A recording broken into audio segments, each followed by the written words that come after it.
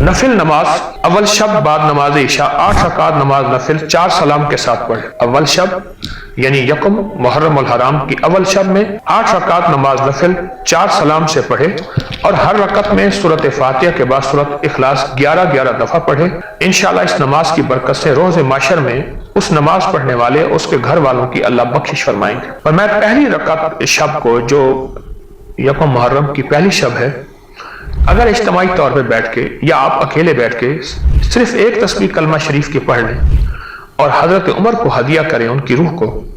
اس تصور کے ساتھ کہ ان کو اللہ پاک نے ان کے نام میں یہ طاقت دی ہے کہ جنات اور شیاطین بھاگ جاتے ہیں، اس ہدیے کی برکت سے حضرت عمر میری طرف دعا فرمائیں اور ہم دعا کے لیے کہہ سکتے ہیں۔ تو اس عمل کی وجہ سے، یعنی ایک تسبیح کی وجہ سے، ان کی دعا کی برکت سے جادو جنات بندشیں میرا پیچھا چھوڑ رہی ہیں، تو اس کا بہت زبردست رزلٹ بھی ہے اور برکات بھی ہے۔ ایک تسبیح کلمے کی پڑھیں اور حضرت عمر کی روح کو ہدیہ کریں کہ اللہ پاک نے ان کے نام میں طاقت اور تاثیر دی ہے، جس کی وجہ سے جادو جنات اثرات بندشیں نظر بد چھوڑ جاتی ہیں۔ جو اپنے سینے پر سوتے ہوئے عمر لکھتے ہیں، ایسے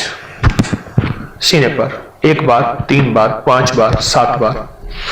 تو وہ وساوس ختم ہو جاتے ہیں، گناہوں کی عادت چھوٹ جاتی ہے، رات کی ناپاکی ختم ہو جاتی ہے، اور اس کے ساتھ شیطانی وسوسے اور شیطانی چیزیں اس سے دور ہو جاتی ہیں۔ یا یہ ہے کہ بے راہ روی کا شکار ہو گئے ہوں، بری عادتوں کا شکار ہو گئے ہوں، ایک تعویذ بنائیں اور اس کے اندر 16 خانے ہوں، 16 خانے ہوں، ایک تعویذ ہو، ہر خانے میں عمر لکھتے، عمر رضی اللہ تعالیٰ، ہر خانے میں